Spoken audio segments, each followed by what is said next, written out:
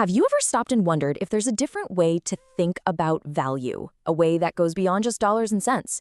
What if you could build an economy based on trust and what people can do for each other, not just what's in their bank account?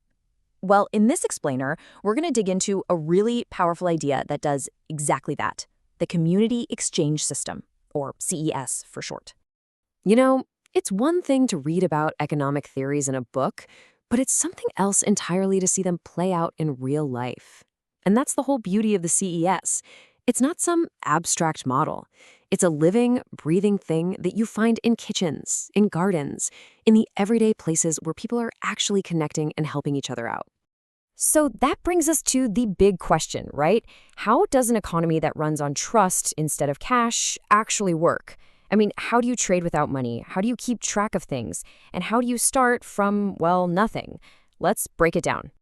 Okay, our first section gets right to the heart of it. We're talking about the idea of money without money, a system that starts not with a pile of cash, but with a community. So what even is a CES? Put simply, it's a network.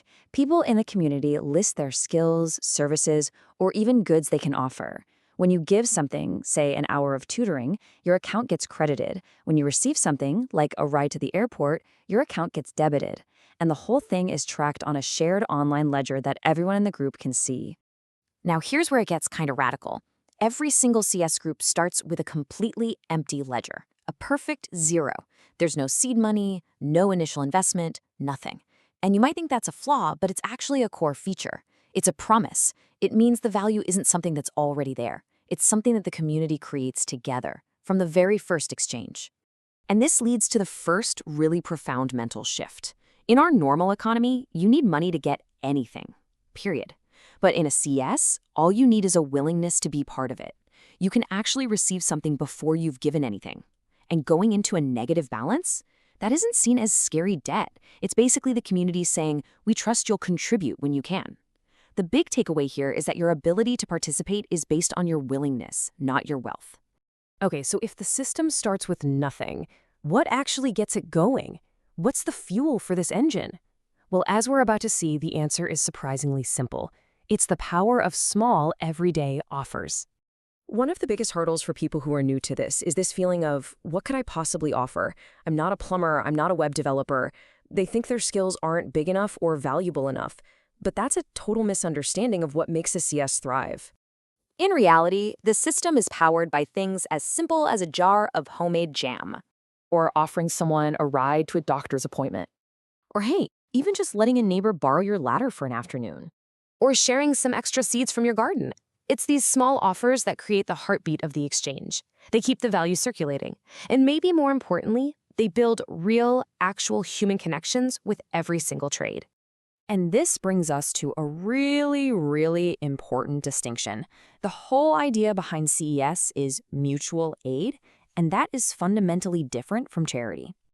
Think about these real-world examples. Someone loses their job, but can still cover groceries because they're great at sewing and can do repairs for a neighbor.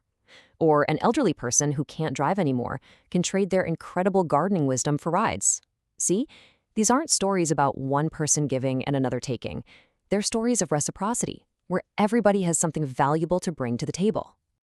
What this really shows is that in a CES, giving and receiving aren't separate things. They're just two parts of this same relationship. There's no shame in needing help, because the whole system understands that our lives are fluid. Sometimes we have a lot to give, and other times we need a lot of support. The system is designed to keep people connected, especially when times get tough. When you start participating in a system like this, it does more than just change how you trade. It actually starts to change how you think about value, community, and, well, everything. And you can see that mindset shift right here. Most of us are trained to think in terms of scarcity, right? Never be in debt, don't ask for help, always keep score. But a CES totally flips that script. Here, having a debit just means you're an active participant.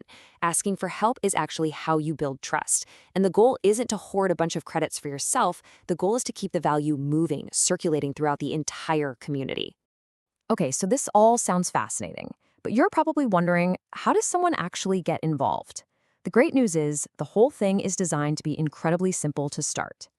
You do not need a business plan. You just start. All you have to do is think of one thing you can offer, it can be tiny, then think of one thing you need or want, and finally, just make one exchange. That's it. That's the entire on-ramp to getting started. Your first transaction isn't going to change the world. It might be baking a tray of muffins for someone or helping them troubleshoot their computer. But that small, ordinary act is the seed. And from that tiny seed, relationships start to form, confidence in the system grows, and the community's own little economy starts to breathe.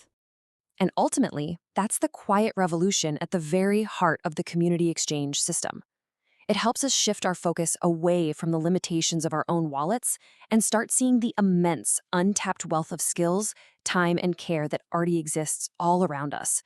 The question truly shifts from, what can I afford, to the much more powerful and much more hopeful question, what can we do together?